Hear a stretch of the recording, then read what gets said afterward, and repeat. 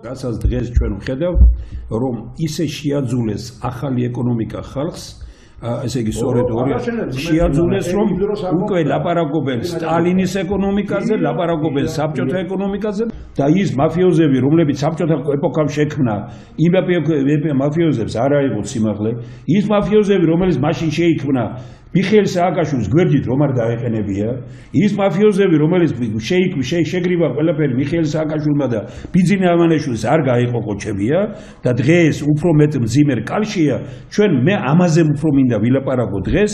ხარბი ხალხი გამოვიდა წინა პლანზე, შევარდნაძე მათი ინტერესები გაითვალისწინა და ქვეყანა დაანგრია. დღეს ამ მდგომარეობაში უნდა ვიყოთ, არ ვიქნებოდით რომ შევარდნაძე სწორად ემოქმედა, არ ვიქნებოდით რომ სააკაშვილი არ ჩამოიყვანა შევარდნაძეს და სააკაშვილის ის არ გაეგრძელებია, ვერც სააკაშვილი ვერ მოვიდოდა ხელისუფლების სათავეში და ვერც ბიძინა ივანიშვილი ვერ მოვიდოდა ხელისუფლების სათავეში, რომ შევარდნაძეს სხვანაირად ემოქმედა. სახელმწიფო ბიუჯეტის შემოსავლების ანალიზი.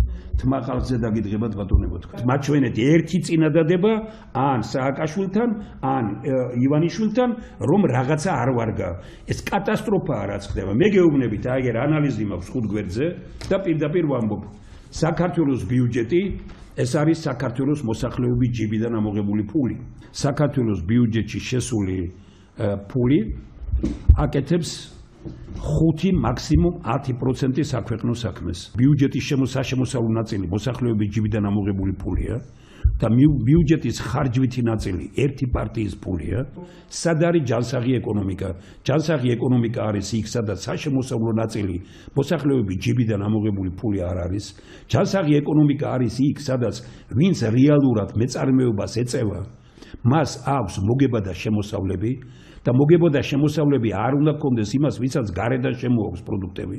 მეცნიერთა კონგრესი თავაზობს პროექტებს, პროგრამებს, წინადადებებს და ეუბნება იმას, რომ ერთი ყველაზე მნიშვნელოვანი, ერთი დიდი კონფერენცია ჩავატაროთ, ვინ როგორ ხედავს საქართველოს მომავალს.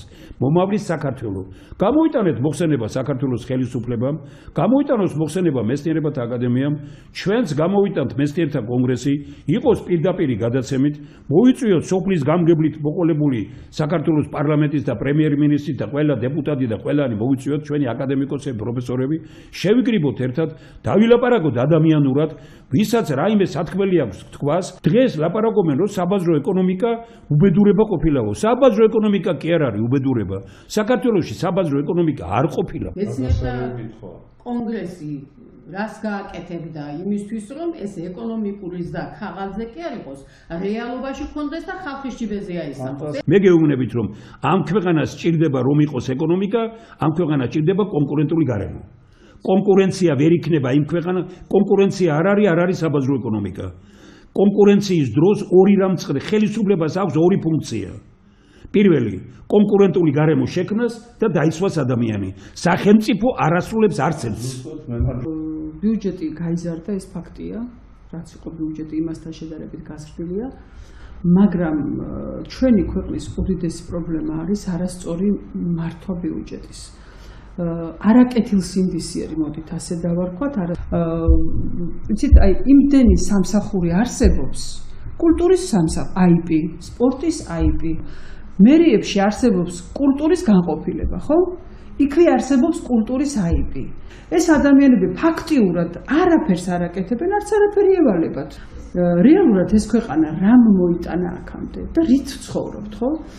ეს არის ემიგრაცია და მადლობა თქვენ ამისთვის. და ეს არის ვალი, რომელიც კატასტროფული სისწრაფით იზრდება და სამწუხაროდ მოსახლეობას წარმოდგენა არ აქვს, რამდენია ჩვენი საგარეო ვალი. რომელი ვალიც უნდა გადაიხადოს შვილიშვილებმა, შვილთაშვილებმა, ხვდებით? მე ასეთი ხელისუფლება კომუნიზმს მოვესწარი. ხო, მე შევარდნაძე გამსახურდია, გადატრიალება, გადმოტრიალება, სააკაშვილი, ახლა ესე, მე ასეთი გაზოლოქებული ხელისუფლება არ მახსოვს. მე ხა მხოლოდ ინფორმაციის სახით, რომ ჩვენებს გაუფორმებიათ ხელშეკრულება ჩინეთთან და ინდოეთთან, რომ მუშახელი ჩვენ შეგვიძლია შემოვიყვანოთ ჩინეთიდან და ინდოეთიდან საქართველოში და დავასაქმოთ რა. ეკონომიკის, ასე ვთქვათ, სიძლიერის დახასიათებისთვის არსებობს ერთი პარამეტრი. ეს არის საერთო შიდა პროდუქტი ერთ სულ მოსახლეზე გაანგარიშებით. აი ეს არის მთავარი მაჩვენებელი.